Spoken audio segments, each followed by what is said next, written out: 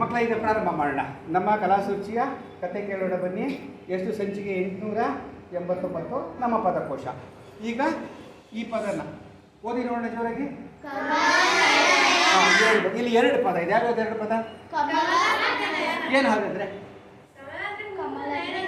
ಕಣ್ಣು. ಏನು ಅವತ್ತಿಗೆ ಅರ್ಥ ಏನು ಬಂತು? ಅಂದ್ರೆ ಯಾವ ಥರ ಇದೆ ಕಣ್ಣು ಅಂತ? ಕಮಲದ ಹಾಗೆ ಸುಂದರವಾಗಿರೋ ಕಣ್ಣು. ಹಾಡು ಕೇಳಿದರೆ ನೀವು? ಕಮಲನಯನ ಕಮಲವದನ ಅಂತ ಕೇಳಿದ್ವು ಹಾಡನ್ನ? ಕೇಳಿದ್ವು. ಯಾರು ಹಾಗಂತೀವಿ ನಾವು? ಸುಂದರವಾಗಿರೋ ಕಣ್ಣು. ವಿಷ್ಣುಗೆ ಅದನ್ನು ಬಳಸ್ತಾರೆ, ಕಮಲನಯನ. ಕಮಲವದನ ಅಂದ್ರೆ ಏನು ಅರ್ಥ? ವದನ ಅಂದ್ರೆ ಏನು? ಮುಖ. ಗಜವದನ ಕೇಳಿದ್ದೀರಾ? ಏನು ಗಜವದನ ಅಂದ್ರೆ? ಯಾಕೆ ಗಜವದ ಅಂತ ಕರೀತಾರೆ ಗಣೇಶನ್ನ? ಯಾರಿಗೆ? ಆನೆ ಥರ ಅಲ್ಲ, ಆನೆ ಮುಖದಲ್ಲಿ ಇರೋದು, ಆನೆ ಥರ ಅಲ್ಲ. ಆಯ್ತಾ? ಈಗ ವಿಷಯ ಹೇಳ್ಬೇಡ. ಮೊದಲನೇದು ನೋಡೋಣ. ಇದನ್ನು ನಾನು ಒಂದ್ಸಾರಿ ಹೇಳಿದ್ದೆ. ಇದೇನು, ಇದರ ಅರ್ಥ ಏನು? ಮಕ್ಕಳು ಹೇಳದೆ ಹೋದರೆ ದೊಡ್ಡವ್ರು ಹೇಳ್ಬೋದು, ತಪ್ಪೇನಿಲ್ಲ. ಇಲ್ಲಿ ಭಾಷೆ ಕಲಿಯಲಿಕ್ಕೆ ವಯಸ್ಸು ಯಾವ? ಏನು ಹಾಗಾದ್ರೆ? ಏನು ಅಜರ? ಯಾವಾಗ ಬಳಸ್ತೀವಿ ಹೇಳ್ತೀರಾ? ಪದ ಎಷ್ಟಿದೆ ಗೊತ್ತಾ? ಹೋಗ್ಲಿ ಅದು ಯಾರು ದೊಡ್ಡವರು ಗೊತ್ತಿಲ್ಲ ಹೇಳ್ಬೋದು. ಇಲ್ಲ, ನಾವೆಲ್ಲ ಮಕ್ಕಳೇ. ಏನು ಯಾರಿಗೂ ಸಂಕೋಚ ಬೇಡಿ ಅನ್ಬೇಕಾ? ಯಾವ್ಯಾವ್ದಮ್ಮ? ಏನಿದೆ? ಅಲ್ಲ ಅಲ್ಲ. ಆಯ್ತು, ಜಾಣ. ಆಮೇಲೆ ಹೋಗ್ಲಿ. ಇದು ಅರ್ಥ ಏನು ಹೇಳ್ತೀರಾ? ಅರ್ಥ ಏನು ಗೊತ್ತಾ? ಯಾರ್ಯಾರು ಗೊತ್ತಾ? ನೀವು ಹೇಳ್ಬೋದು. ದೊಡ್ಡವರು ಏನಿಲ್ಲ, ಯಾರಿಗೂ ಸಂಕೋಚ ದಯವಿಟ್ಬೇಡಿ. ಏನು ಅರ್ಥ ಗೊತ್ತಿಲ್ಲ. ಯಾವ ಬಳಸ್ತೀವಿ? ಚಿರಂಜೀವಿ ಅಲ್ವೇ? ಒಂದು ವಾಕ್ಯ ಮಾಡ್ತೀವಿ. ಯಾರು ವಾಕ್ಯ ಮಾಡ್ತೀನಿ ನೋಡಿ. ಇವಾಗ ನಾನು ಹೇಳ್ತೀನಿ. ಏನು? ಅಶೋಕನ ಹೆಸರು ಇತಿಹಾಸದಲ್ಲಿ ಅಜರಾಮರವಾಗಿ ಉಳಿದಿದೆ ಅಂದರೆ ಅರ್ಥ ಏನು? ನೀವು ಹೇಳಿದ್ರಿ. ಏನರ್ಥ ಅದು? ಈ ಪ್ರತಿಯೊಂದು ಪದಕ್ಕೂ ತನ್ನದೇ ಆದ ಅರ್ಥ ಇರೋದ್ರಿಗೆ ಈ ಪದ ಯಾಕೆ ಆಯ್ಕೆ ಮಾಡ್ಕೊಂಡೆ ಅಂದರೆ, ಜರ ಅಂದರೆ ಮುಪ್ಪು ಅಂತ, ಮರ ಅಂದರೆ ಮರಣ. ಯಾರಿಗೆ ಮುಪ್ಪು ಅಥವಾ ಸಾವು ಇಲ್ವೋ ಅಂಥದ್ದು ಅಜರಾಮರ. ಆ ಜರ ಅಮರ. ಅದನ್ನು ಅರ್ಥನ ನಾವು ಹೀಗೆ ಯಾಕೆ ಚಿರಂಜೀವಿಯನ್ನು ಬಳಸ್ತೀವಿ ಅಂದರೆ, ಆ ಜರ ಅಮರ, ಮುಪ್ಪು ಮತ್ತು ಸಾವು ಇಲ್ಲದವರು ಯಾರು ಅಂದರೆ ಅವರು ದೈಹಿಕವಾಗಿ ಭೌತಿಕವಾಗಿ ಸತ್ತು ಹೋಗಿರ್ಬೋದು, ಆದರೆ ನಮ್ಮ ನೆನಪಿನಲ್ಲಿ ಅವರು ಉಳ್ಕೊಳ್ತಾರೆ. ಅಜರ ಮರ. ಅರ್ಥ ಆಯ್ತಾ? ಏನಿಲ್ಲ ಏನಿಲ್ಲ ಅಂತ ಹೇಳಿದೆ ನಾನು. ಮುಪ್ಪು ಮತ್ತು ಹೇಳಿ ಮರಣ ಮತ್ತು ಮರಣ ಇಲ್ಲದವರು ಯಾರು? ಉದಾಹರಣೆ ಹೇಳಿ. ನೀವು ಒಂದು ವಾಕ್ಯದ ಪ್ರಯೋಗ ಮಾಡಿ. ಹೇಳಮ್ಮ. ರಾಜ್ಕುಮಾರ್ ನಮ್ಮ ಕರ್ನಾಟಕದಲ್ಲಿ ಅಜರಾಮರಾಗಿದ್ದಾರೆ. ಜಾಣ. ಒಂದು ಚಪ್ಪಳ ಚಪ್ಪಳ ಚಪ್ಪಳ. ಗೊತ್ತಾಯ್ತಾ ಈಗ ನಿಮಗೆ? ಜರ ಅಂದರೆ ಮುಪ್ಪು, ಮರಣ ಇಲ್ಲದವರು ಅಮರ. ಮುಪ್ಪು ಮತ್ತು ಸಾವು ಇಲ್ಲದವರು ಯಾರು? ಅವ್ರಿಗೆ ಏನಂತ ಕರಿತೀವಿ ನಾವು? ಅಜರಾಮರ. ಅಜರಾಮರ. ಗೊತ್ತಾಯ್ತಾ ನಿಮಗೆ? ನಿಮ್ಮ ಪಠ್ಯಪುಸ್ತಕದಲ್ಲಿ ಬರುತ್ತೆ, ನೀವು ಈ ಪದಗಳು ಬರುತ್ತೆ ನಿಮಗೆ. ಆ ಬಂದಾಗ ಅದರ ಅರ್ಥ ಕೇಳಿ ತಿಳ್ಕೊಬೇಕು. ಇನ್ನು ಮನೆಗೆಲ್ಲ ಹೇಳ್ತೀರಲ್ವಾ? ಹೇಳ್ತೀರಲ್ವ ನೀನು? ಮುಂದಿನ ತಿಂಗಳು ಮತ್ತೆ ಬರ್ಕೊಂಡು ಬರುತ್ತೆ. ಮುಂದಿನ ವಾರ ಇಲ್ಲ. ಇನ್ನೊಂದು 2 ಡೇ ಇನ್ನೊಂದು ಹೇಳ್ತೀನಿ. ಈಗ ಇದು ಅದೇ ಥರ. ಇದೇನು ಓದಿ ನೋಡೋಣ. ಅಯ್ಯೋ ಅಯ್ಯೋ ಅಯ್ಯೋ ಸರಿಯಾಗಿ ಹೋಗೋದು.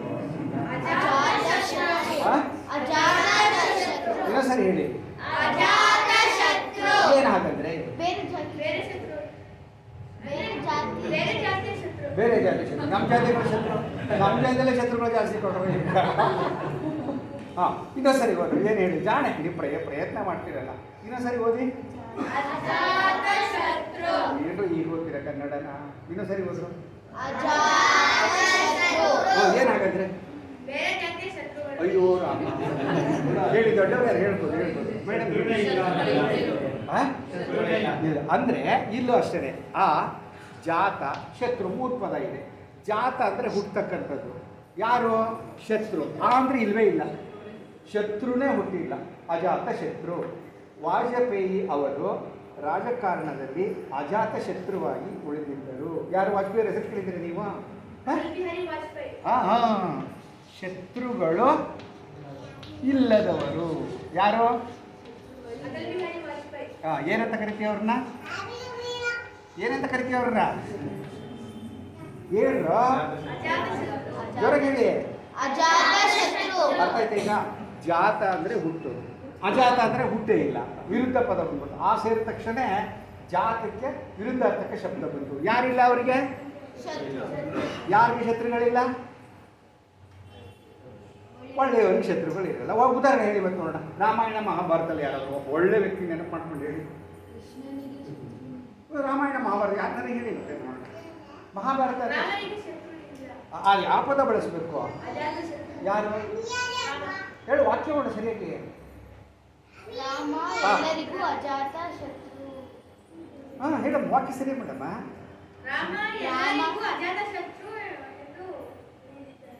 ಸರಿ ಹೇಳು. ಶ್ರೀರಾಮನು ಅಜಾತ ಶತ್ರುವಾಗಿದ್ದನು. ಹಾಗೆ ನೀವು ಮಹಾಭಾರತಕ್ಕೆ ಬಂದರೆ ಮಹಾಭಾರತ ಶತ್ರುವಾಗಿದ್ದರು. ಅಜಾತ ಶತ್ರು ಅದು ಗೊತ್ತಾಯ್ತಾ? ಏನು ಅಜಾತ ಶತ್ರು ಅಂದರೆ? ಯಾವ ಶತ್ರುನು ಇಲ್ಲದೆ ಇರು. ಇನ್ನೊಂದೇ ಪದ ಜಾಸ್ತಿ ಹೇಳಲ್ಲ, ಇನ್ನೊಂದು ಹೇಳ್ತೀವಿ. ಇದನ್ನು ಯಾರು ಹೇಳ್ತೀರ ನೋಡೋಣ. ಈಗ ಇದೊಂದು ಪದ ಮಕ್ಕಳ.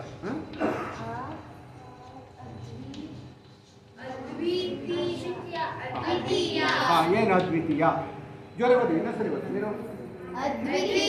ಏನು ಹಾಗಾದ್ರೆ? ಏನು ಹಾಗಾದ್ರೆ? ಎಲ್ಲೋ ಅಷ್ಟೇ ಎರಡು ಪದ ಇದೆ ಅಂದರೆ ಏನು? ಹಾಂ ಹೇಳಿ ಮೇಡಮ್, ಹೇಳಿ ಮೇಡಮ್, ನೀವೇ ಹೇಳಿ ಮೇಡಮ್. ಅದ್ವಿತೀಯ ಶ್ರೇಷ್ಠ ಅನ್ನೋ ಅರ್ಥನ ಬಳಸ್ತೀವಿ. ಅದು ಅರ್ಥ ಇಷ್ಟೇನೆ. ಆ ವಿರುದ್ಧ ಅರ್ಥ ದ್ವಿತೀಯ, ಎರಡನೇವ್ರು ಇಲ್ಲವೇ ಇಲ್ಲ, ಒಬ್ಬನೇ ಒಬ್ಬ ವ್ಯಕ್ತಿ. ಅರ್ಜುನನು ಅದ್ವಿತೀಯ ಬಿಲ್ಲುಗಾರನಾಗಿದ್ದನು. ಅರ್ಜುನನಿಗೆ ಸಮ ಇನ್ಯಾರುವೇ ಇಲ್ಲ. ಇಂಗ್ಲೀಷಲ್ಲಿ ಹೇಳಿದ್ರೆ ಅರ್ಥ ಆಗುತ್ತೆ. No second one. ಎರಡನೇವರು ಅವಾಗ ಈಗ ಅರ್ಥ ಆಯ್ತಲ್ವಾ? ನೋಡಿ ನಮ್ಮ ಮನೆ ಬರ ಹೇಗಿದೆ. ಕನ್ನಡನ ಆಂಗ್ಲ ಭಾಷೆಯಲ್ಲಿ ಅರ್ಥ ಮಾಡಿಸೋ ಸ್ಥಿತಿ ನಮಗೆ. ಶೋಭಾ ಮೇಡಮ್ಗಂತೂ ಚೆನ್ನಾಗಿ ಅನುಭವ ಆಗಿದೆ ಅಲ್ವಾ? ಹಾಂ ಅಲ್ವಾ? ಎರಡನೆಯವರು ಇಲ್ಲದಿರುವುದು ಅಲ್ವಾ? ಇಲ್ಲದಿರುವುದು. ನಾನೇನು ಉದಾಹರಣೆ ಕೊಟ್ಟಿದ್ದೀನಿ? ಪದ ಏನು ಮಾಡಿದೆ? ಯಾವುದು ಪದ ಪ್ರಯೋಗ ಮಾಡಿದೆ ಹೇಳಿ. ನಾನು ಯಾವುದು ಒಂದು ವಾಕ್ಯ ಹೇಳಿ. ಅದ್ವಿತೀಯ ಯಾವ ವಾಕ್ಯ ಹೇಳಿದೆ? ಅರ್ಜುನನಿಗೆ ಬಿಲ್ಲುಗಾಣದಲ್ಲಿ ಇದು ಹೇಳೋಣ. ಈ ಪದ ಬಳಸಬೇಕು. ಅರ್ಜುನನು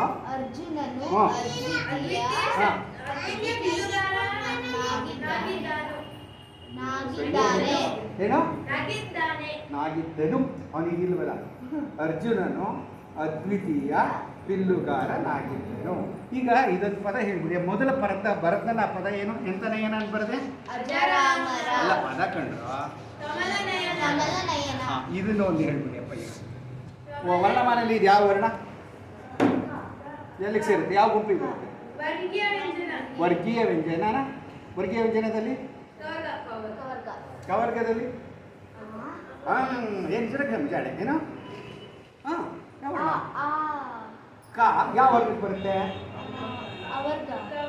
ವರ್ಗೀಯ ವ್ಯಂಜನ. ವರ್ಗೀಯ ವ್ಯಂಜನದಲ್ಲಿ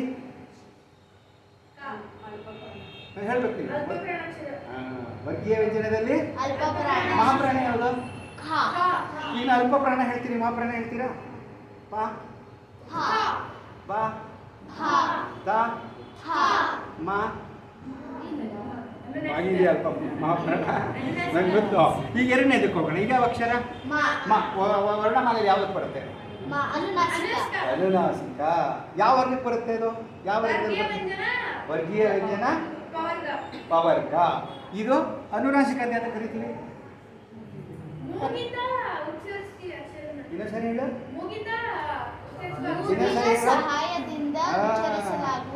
ಇವ್ರಿಗೆ ಬಾಯಿ ಮುಚ್ಕೊಂಡು ಮೂಗಿಂದ ಹೇಳ್ತಾರೆ ನೋಡಿ. ಮೂಗಿನಿಂದ ಹೇಳೋದಲ್ಲ, ಮೂಗಿನ ಸಹಾಯದಿಂದ ಉಚ್ಚರಿಸುವ ಅಕ್ಷರಗಳು ಯಾವ್ಯಾವುದು? ಯಾವ್ಯಾವ್ದು ಇದೆ? ಯಾರು ಹೇಳ್ತೀರಾ? ಅನುನಾಸಿಕ ವರ್ಣಗಳು ಜಾಣೆ. ಅವ್ರಿಗೆ ಚಪ್ಪಳೆ ಚೆನ್ನಾಗಿದೆ. 5 ವರ್ಣಗಳಲ್ಲ. ಜ್ಞಾ ಮ ಜ್ಞ ನ ನ ಮ ಜಾಣ. ಇದು ಯಾವ ಅಕ್ಷರ ಅದು? ನೀನು ಆ ಥರ ಮಾಡಿದ್ರೆ ಹೋಯ್ತು. ಹೇಳಮ್ಮ, ನಿಮಗೆಲ್ಲ ಅರ್ಥ ಆಗ್ತಾ ಇದೆಯಾ? ನೀನೇ ಇಬ್ಬನ ಏನು ಹೇಳ್ತಾನೆ ಇಲ್ವಲ್ಲ. ಇದು ಯಾವ ಗುಂಪಿಗೆ ಬರುತ್ತೆ? ಎಷ್ಟು ಅಕ್ಷರ ಇದೆ ಅವರ್ಗೀಯದಲ್ಲಿ? 9. ಯಾಕೆ ಅದಕ್ಕೆ ಅವರ್ಗೀಯ ಅಂತೀವಿ? ಅದಕ್ಕೆ ವರ್ಗ. ಕಚಟ ತಪ್ಪ 5 ವರ್ಗ ಮಾಡಿದ್ದೀವಿ. ಯಾ ಇಂದ ಳವರೆಗೆ ಇರುವ 9 ವರ್ಣಗಳನ್ನ ವರ್ಗ ಮಾಡಿಲ್ಲ. ಅದಕ್ಕೆ ಅದನ್ನ ಅವರ್ಗೀಯ. ವ್ಯಂಜನ. ಇದು ಹೇಳಮ್ಮ. ನಾ ನಾ ಅನುನಾಸಿಕ. ಜಾಣೆ ಅವಳು ಚಪ್ಪಾಳೆ ಒಳಗೆ ಇಬ್ಬರಿಗೆ ಜಾಣೆ. ತವರ್ಗದ ಕೊನೆಯ ವರ್ಣ, ಕೊನೆಯ ಅಕ್ಷರ. ಅದೆಂತ ಅಕ್ಷರ? ನಾ. ನಾ. ಎಂತ ವರ್ಣ ಅಂತ ಕರೀತೀವಿ ಅದನ್ನ? ಅನುನಾಸಿಕ. ಅನುನಾಸಿಕ ವರ್ಣ. ಹೌದಲ್ವಾ? ಸರಿ, ಜಾಣೆ. ಇದು ಯಾ. ಯಾ. ಅವರ್ಗೀಯ ವ್ಯಂಜನ. ಅವರಿಗೆ ಅಷ್ಟೇ, ಇನ್ನೇನು ಇಲ್ಲ. ಕೊನೆಯದು ನಾ. ಅನುನಾಸಿಕ. ಅನುನಾಸಿಕ ವರ್ಣ. ವರ್ಣಮಾಲೆಯಲ್ಲಿ ಎಷ್ಟು ವರ್ಗ ಇದೆ, ಎಷ್ಟು ಗುಂಪು ಇದೆ? 5. ಯಾವ್ಯಾವುದು? ಮೊದಲು ಸರಿಯಾಗಿ ಹೇಳಬೇಕು, ಆ ಥರ ವರ್ಗ.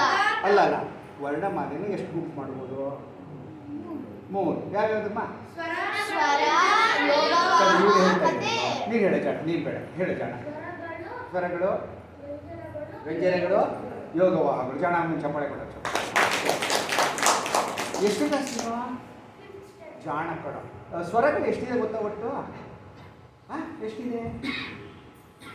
ಯಾವ್ಯಾವ್ದು ಹೇಳ್ತೀಯಾ? ನೀನು ಹೇಳ್ತೀಯಾ? ಅವರಿಬ್ಬರು ಬಿಟ್ಟು ಯಾರು ಹೇಳ್ತೀರಾ? ಹೇಳಮ್ಮ 13 ಜನ. ಅವ್ರಿಗೊಂದು ಚಪ್ಪಾಳೆ ಒಳಗೆ. ಒಟ್ಟು ವ್ಯಂಜನಗಳು ಎಷ್ಟಿದೆ ಹೇಳ್ತೀರಾ? 25. ನಿಂಗೆ ಗೊತ್ತಿಲ್ಲ, ಅರ್ಜೆಂಟು ಅಲ್ಲ. ಯಾರು ಹೇಳ್ತೀರಾ? ಒಟ್ಟು ವ್ಯಂಜನಗಳು ಎಷ್ಟಿದೆ ಸರಿಯಾಗಿ ಹೇಳ್ತೀವಿ. ಒಟ್ಟು ವ್ಯಂಜನ 34 ಜನ. ಚಪ್ಪಾಳೆ. ಕಾಯಿಂದ ಲಾವರೆಗೆ ಇದೆಯಲ್ಲ 34 ಅಕ್ಷರ, ಪೂರ್ತಿ ವ್ಯಂಜನಗಳು. ವರ್ಗೀಯ ವ್ಯಂಜನಗಳು ಎಷ್ಟಿದೆ? ವರ್ಗೀಯ ವ್ಯಂಜನಗಳು 25. 25. ಯಾವುದು? ಕಾಯಿಂದ ಪಾವರು. ಜಾಣ. ಅವರಿಗೆ ವ್ಯಂಜನಗಳು ಎಷ್ಟು? 9. ಕೊನೆ ಪ್ರಶ್ನೆ. ಇದನ್ನ ನಾವೇನಂತ ಕರಿತೀವಿ? ಅಹ. ತಪ್ಪು. ಅದೇನಂತ? ಯೋಗ. ಆಹಕ್ಕೆ ಇಲ್ವಲ್ಲ, ಅಮ್ಮ ಅಂತೇಳಿ ಕರಿತೀವಿ ಅಲ್ವಾ? ಯಾವುದಕ್ಕೇನಂತ ಹೆಸರು? ಯೋಗವಾಹಗಳು. ಅದನ್ನ ಉಚ್ಚಾರಣೆ ಮಾಡಿ. ಇದಕ್ಕೇನಂತ ಕರಿತೀವಿ? ಇದಕ್ಕೇನಂತ ಕರಿತೀವಿ?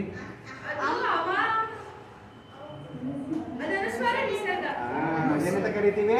ಅನುಸ್ವರ, ವಿಸರ್ಗ. ಅನುಸ್ವಾರ, ವಿಸರ್ಗ. ವಿಸರ್ಗ. ಇವೆರಡನ್ನೂ ಸೇರಿ ಏನಂತ ಕರಿತೀವಿ?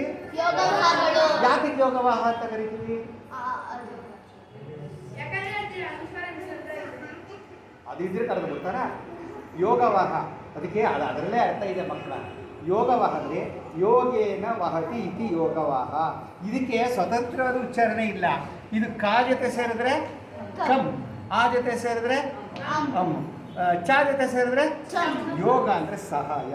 ಇನ್ನೊಂದು ಅಕ್ಷರದ ಸಹಾಯದಿಂದ ಮಾತ್ರ ಉಚ್ಚರಿಸುವಂತಹದ್ದು ಯೋಗವಾಹ. ಯೋಗೇನ ವಹತಿ ಇತಿ ಯೋಗವಾಹ. ಗೊತ್ತಾಯ್ತಾ? ನಾವು ಹೇಳ್ತಾನೆ ಇರ್ತೀನಿ, ಮರ್ತೇ ಬಿಡ್ತೀರಲ್ವಾ? ಈಗ ಮುಂದಿನ ವಾರ ಯಾರೋ ಪುಸ್ತಕ ಪೆನ್ನು ತಂದಿಲ್ಲ ಅಲ್ವಾ? ಎಲ್ಲ ಮದುವೆ ಮನೆಗೆ ಬಂದಿದ್ದೀರಾ ಅಲ್ವಾ? ಆದ ತಕ್ಷಣ ನೋಡಿಕೊಂಡು ಊಟ ಮಾಡ್ಕೊಂಡು ಹೋಗೋಣ ಅಂತ ಬಂದಿದ್ದೀರಾ. ನಾ ಹೇಳ್ತಾ ಇದ್ದೀನಿ ಪ್ರತಿ ವಾರ ಒಂದು ಪುಸ್ತಕ ತನ್ನಿ, ಒಂದು ಪೆನ್ ತಗೊಂಬನ್ನಿ ಅಂತ. ಮುಂದಿನ ವಾರ ನಿಮಗೆ ಒಂದು ಗೃಹಪಾಠ ಏನು ಗೊತ್ತಾ? ನಾ. ಯಾವುದು? ನಾ. ಇದು ಕೊನೆಯಲ್ಲಿ ಬರಬೇಕು. ಕೊಟ್ಟು ಅದೇ ಇನ್ನೊಂದು ಸಾರಿ ಕೊಡ್ತೀನಿ. 2 ಅಕ್ಷರದ ಪದ, 3 ಅಕ್ಷರದ ಪದ, 4 ಅಕ್ಷರದ ಪದ, 5 ಅಕ್ಷರ. ಕರ್ಕೊಂಬರ್ತೀರಾ? 10 ಪದ. ಈ ಉದಾಹರಣೆ ಹೇಳಿ ನೋಡಿ. ಹಣ, ಋಣ, ಗಣ, ಮಣ. 2 ಅಕ್ಷರ. 3 ಅಕ್ಷರದ್ದು ಹರಣ, ಚರಣ, ಕಾರಣ, ಮಾರಣ. 4ನೇ ಅಕ್ಷರದ್ದು 4 ಅಕ್ಷರದ್ದು ಹಗರಣ, ಪಗರಣ. ಆ ಥರದ್ದು. 5 ಅಕ್ಷರದ್ದು ಅನುಕರಣ, ಧ್ವಜಾರೋಹಣ. ಆ ಥರ ಬರ್ಕೊಂಬತ್ತೀರಾ? ಬಂದರೆ ನಿಮಗೆ ಒಂದು ಬಹುಮಾನ ಆಗ್ಬೋದಾ? ಮಕ್ಕಳೆಲ್ಲ ಚೆನ್ನಾಗಿ ಹೇಳಿದ್ರು, ಚಪ್ಪಾಳೆ ಕೊಡಬೇಕು. ಸರಿ ಮಕ್ಕಳ, ಈಗ